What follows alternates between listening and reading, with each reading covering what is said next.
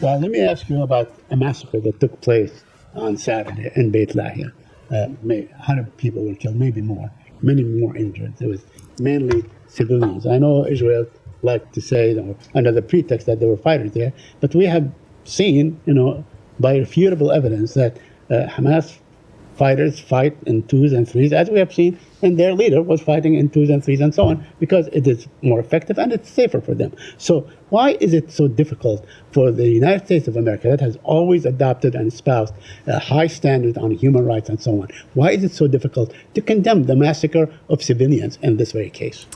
Said, when we have seen action that has impacted civilians, when we have seen actions that have impacted civilians in a disproportionate way, we certainly have spoken to it. And of course, in the context of Gaza, we have not been unambiguous about the concerns that we continue to have about its impact on civilians, both in the death toll, but also in the humanitarian impacts. And these are one of the things that we expect the Secretary to raise and continue to engage on his travels.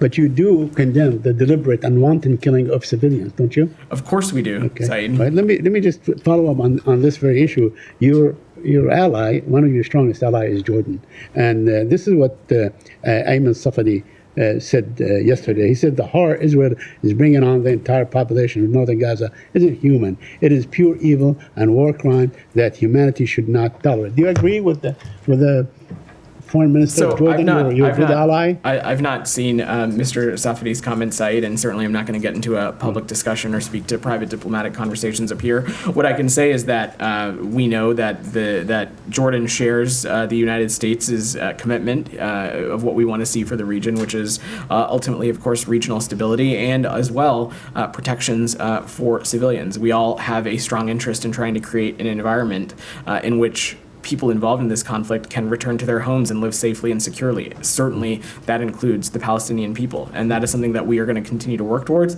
and it's something that we're going to continue to work towards in close coordination with our Jordanian partners as well. Lastly, I have on aid, please. Yeah. Now, just to follow on what Simon asked. Yeah. Now, your 30-day thing. I mean, Israel banned 6 organizations from getting aid into Gaza. Do you feel that Israel feels that it has this 30 days to do whatever it wants, that it can take whatever, comfort, that it can continue to prevent aid from going in? In the meantime, you have 400,000 people that are being starved to death and now burnt to death. Said, I couldn't speak to what Israel thinks or doesn't think. What I can speak to is the approach that the United States is taking, which is that we want to see the humanitarian situation in Gaza significantly improved, and that, of course, that 30-day thing that you're referring to, it was a letter from the Secretary of State and the Secretary of Defense laying out very clearly of what expectations we had and what changes that we want to see.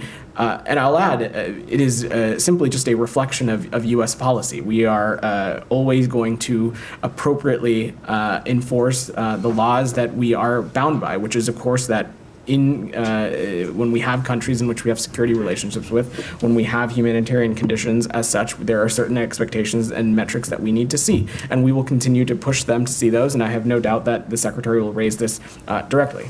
Alex, go ahead. One follow-up on Simon and Said's questions. Yeah. So last week, the U.S. sent that letter urging Israel to improve the humanitarian situation in Gaza and heed international law. In that time, the Israeli military has targeted a child and then bombed him and the people trying to help him. Band-Aid organizations repeatedly bombed a refugee camp, attacked the remaining hospitals in northern Gaza, killed 4 engineers fixing water systems, rounded up people, tied them, blindfolded them, bombed an UNRWA shelter, and killed a 59-year-old woman as she harvested olives on her land in the West Bank. What does it mean if the Israeli government responds to U.S. requests to follow international law by committing possible violations of international law? So first, Prem, I just want to be very clear that as it relates to the specifics of some of these operations, I will let the government of Israel and the IDF speak to that. The point of the letter also was to provide a timeline in which we wanted to see certain factors as it relates to the flow of humanitarian aid into Gaza and addressing humanitarian concerns addressed. The timeline for that we are not at the end of that process, and so I'm certainly not going to speculate or draw conclusions or assessments on that when we are still within that time frame. What I can say unequivocally is that we want to see the humanitarian situation in Gaza addressed. We, as Matt spoke about last week, we saw a couple of benchmarks move forward, specifically the opening of some crossings. That is, of course, a positive step in the right direction. Not at all conclusive, and certainly not at all satisfactory to a lot of the things that we laid out in the letter. There was also a couple of other things that we wanted to see, particularly as it relates to how evacuations are undertook and a couple of other efforts. That work certainly still remains, and certainly there is still a lot of work that needs to be done as it relates to addressing the humanitarian situation. And I expect these are some of the specific things I expect the Secretary to raise. And on top of that, we have been unequivocal that as these operations are conducted, that every possible effort needs to be taken to minimize impacts on civilians and civilian infrastructure. And if you'll just allow me to address your last point about the woman who is harvesting olives in the West Bank, these reports are incredibly concerning. We understand that the IDF has taken some additional initial steps, that the officer was suspended. The IDF has released a statement that an investigation has been opened by the military police. The commander has been suspended from her position until this investigation concludes. And our expectation is that Israel investigate this thoroughly, swiftly, transparently, and it seeks accountability in this incident as well. And I will just note that it is not lost on us that the annual olive harvest is major economic activity to Palestinian people and to the Palestinian economy, and we believe that Palestinians need to have access to their land to conduct these kinds of harvests when appropriate. So that reminds me, after the killing of Aishnor Egi about a month and a half, 2 months ago, the department mentioned how, this shows that it seems that the Israeli military needs to really consider and reconsider its rules of engagement. What does it say that not only, I know you mentioned that there's been accountability for the soldier, allegedly, who killed the 59-year-old woman, but there's specifically this case of a child being targeted, and as he calls for help, as people descend upon him to help him, they get bombed. I know you said you won't comment on all of these operations, but is that an operation? That just sounds like a killing. I'm not going to, again, speak to these incidents in specificity, but I can say, Prem, that what we had said before, it continues to be the case, and it continues to be that we want to see some changes when it comes to military engagement and the rules of engagement, particularly as it relates to the West Bank. That continues to be something that we want to see. Okay, and then finally, just to finer point, the department last week said the reason the U.S. gave Israel 30 days to improve the situation in Gaza was to give them enough time to cure the problem.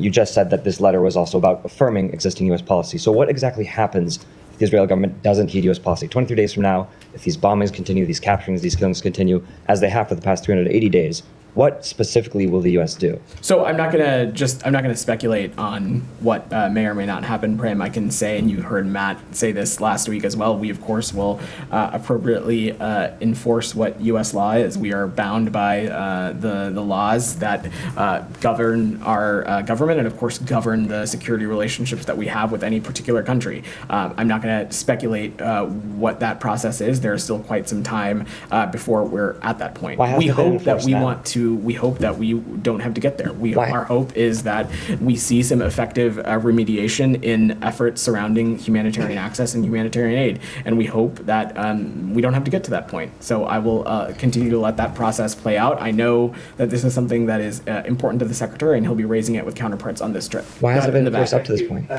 You mentioned earlier that with regard to humanitarian aid, you've seen some positive steps over the past week. Is this a consequence of the timeline set by the U.S. in terms of improving humanitarian supplies?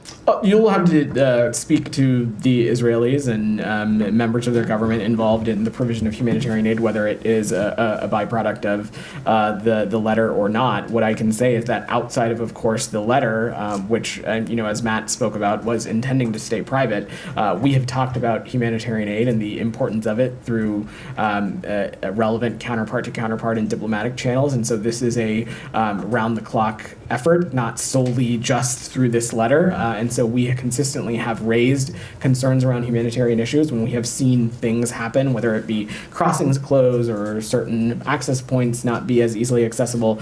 We've raised those directly, and we'll continue to do so. So I'm not going to speculate on where those changes came from. It obviously was a positive step in the right direction, but as I said in speaking to Prem, we want to see additional steps taken. If I can just, on another issue, there are several reports that the U.S. is investigating the actions of an Israeli unit, Unit 100, which guards detainees from Gaza.